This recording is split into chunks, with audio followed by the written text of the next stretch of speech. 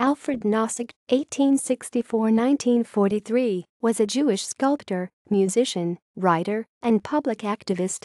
During World War II he was imprisoned in the Warsaw Ghetto, where he became a member of the Judenrat.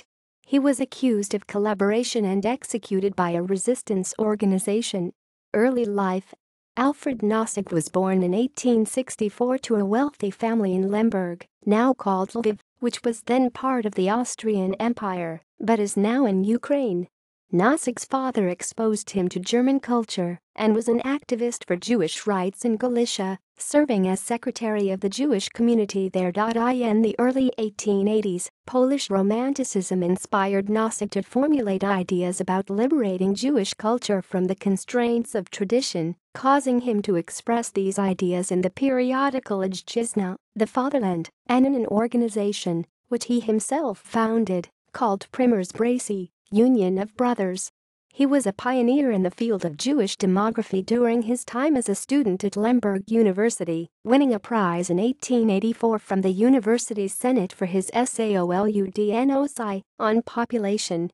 During this time, Nossig also wrote theater reviews for Polish and Jewish newspapers, and in 1888, he published his first collection of poems, Pozj, which won a competition in Warsaw.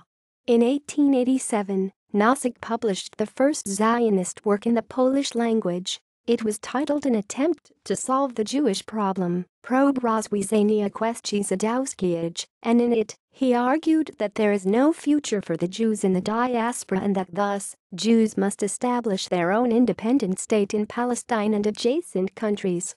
After his studies in Lemberg, Nossig pursued a doctorate in Zurich, Switzerland, concentrating on Spinoza. Nossig was a participant in the First World Zionist Congresses, but soon ran into conflict with Theodor Herzl due to Nossig's individualistic character.